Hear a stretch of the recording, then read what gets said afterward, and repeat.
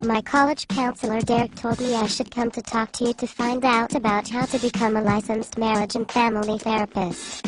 That's very good. I am happy to talk with you further. Did Derek give you a small envelope with weed in it? Derek didn't mention anything about that. Okay, never mind. Why do you want to become a licensed marriage and family therapist? Everybody tells me their problems. I like to make people happy and figure out why they do what they do. I am a good listener and I like to give advice. I resent doing this after a while and want people to listen to me, but I try not to think about that. Is that really true that everybody tells you their problems? Yes, even my mom tells me everything. Since I was 6.5 years old. The more she drinks, the more she shares with me. My dad used to come to me in my room, but he didn't talk to me very much during those visits. Didn't your father also tell you his problems? Well, yes, he told me he had problems, but they could be fixed by him touching me in certain places. Do you think that you might want to be a marriage and family therapist because you are trying to heal from your childhood pain? What do you mean, childhood pain? I had a happy childhood. I grew up in a loving family. I am a people person. I cannot stand to be touched at all. But otherwise I love people a lot. Please tell me more about becoming a licensed marriage and family therapist. First, let me ask you something. Did you ever think about becoming a doctor? Yes. How did you know that? I would love to become a doctor, but I think it would take too long. I don't understand chemistry or biology or anatomy or physiology or neurology or things like that, but I love science. I don't like people who are in pain, but I love to help people, as long as I can feel good about myself while I'm doing it. You will love becoming a licensed marriage and family therapist. It will take you longer to go to graduate school and finish your training than it will to become a doctor. You will spend $20,000 a year for 2 years just completing your coursework. After that you get to work for 5 to 7 years for absolutely no money or prestige whatsoever. Even your cat will think you're wasting your time. When your friends ask if it's worth it, just tell them it's not a job, it's a calling. If I am a licensed marriage and family therapist, I will have patience. Just like being a real doctor that really helps people. I'm sorry, but you only get to call these people patients if you're a medical doctor or if you have a PhD. If you're a licensed marriage and family therapist, you have to call them clients, so that they feel like they have more power than they actually do. Anyway, sometimes they'll even come in for their scheduled appointments. Maybe. Why did you say, maybe? That was a very long pause and it made me nervous. You're feeling nervous? Tell me more about that. Will my clients come to see me and pay me significant amounts of money? I would be comfortable receiving $175 for a 50-minute hour. I know that being an MFT is like owning your own business. I will set my own work hours and have tons of free time. I just get to talk to people all day long and they'll pay me for it. It will be like sitting in a cafe in Paris and I'll get rich doing it.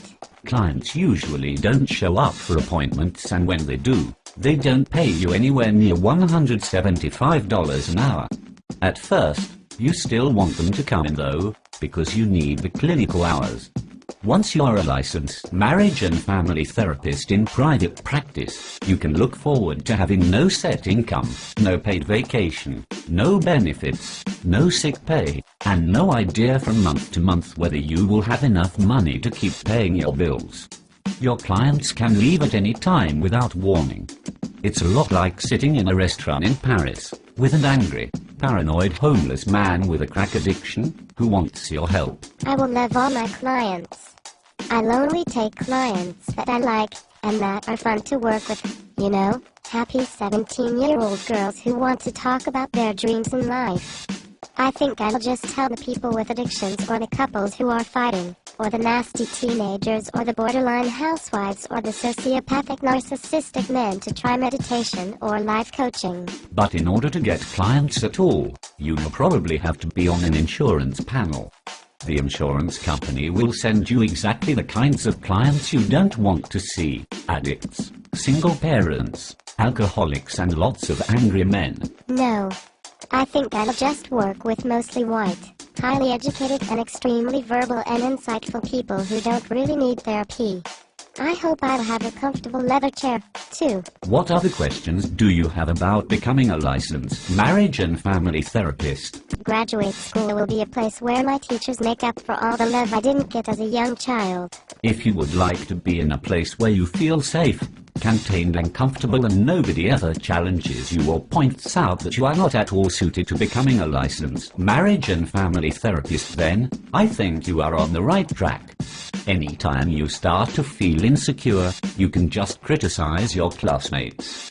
You will see lots of videotapes with Virginia Satir and Carl Rogers and Fritz Perls. When your teacher has run out of ideas about how to teach you how to be a licensed marriage and family therapist, you will see many videotapes, or your teacher will ask for something called a case presentation. You will also talk a lot about multiculturalism and diversity, and if there is only one African American teacher in your program, he or she will be the one to talk with you about diversity. When the white teachers talk about diversity, they are called allies. When the teacher needs a break or runs out of ideas, you will do something called a role play.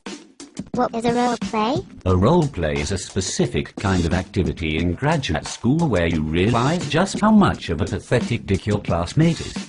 Your classmate also realizes that you are a pathetic dick and not at all suited to becoming a licensed marriage and family therapist. Will my teachers be happy and smile at me every time I have an unsupported, very strong opinion about an article or a book that I did not actually read? Most of your teachers will suffer from something called narcissistic personality disorder or borderline personality disorder, and they will get angry or full of rage if you disagree with them.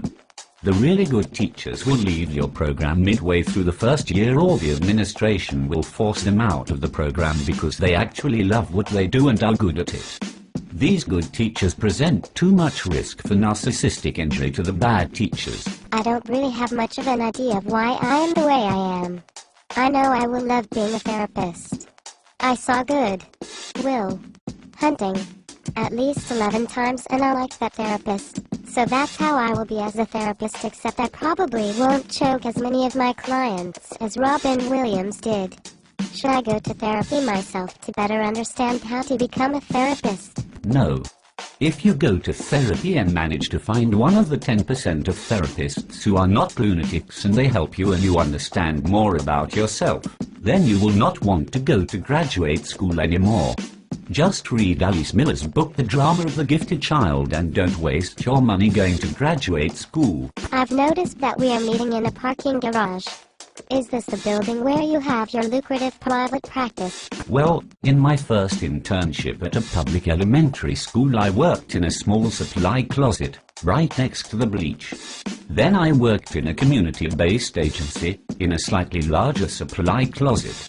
My next unpaid internship was at an inpatient psychiatric facility, and I spent most of my time hiding in the supply closet.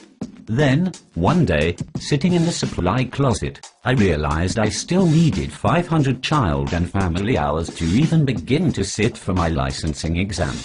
That was when I walked down to the parking garage of my internship and sat in my car with the engine running and the windows rolled up. That was 7 years ago. Now I am just used to the fumes.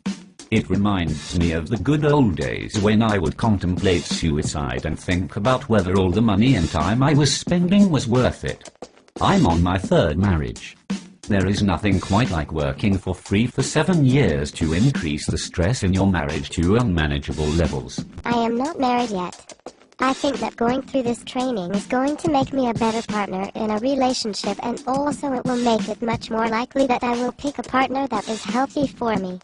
My children will also be very easy children, and I'm sure my training will ensure that I don't have a child who has a learning disability. There is approximately nothing that you have right about becoming an MFT. After your affair with one of your graduate school colleagues, you're more likely to pick someone just like your father. And when your marriage collapses, you'll spend a lot of time wondering how someone like you could have made such a mistake. Your kids will have as many or more problems than the general population. I will have status and respect as a licensed marriage and family therapist. People like my parents and siblings will be proud of me. Sometimes I will say I'm a psychologist, rather than an MFT, or I will call myself a psychotherapist just so people don't think I'm a life coach or counselor or one of those stupid people who shouldn't be allowed to do what I do. Yes, people will talk about you, but they will wonder why you're not a real clinician with a PhD, like all the other people in your office. They will secretly feel ashamed that they are seeing you and will feel bad that they cannot afford a real therapist. But if you help them a lot, they will be successful and make more money so that they can afford to see a real therapist with a PhD.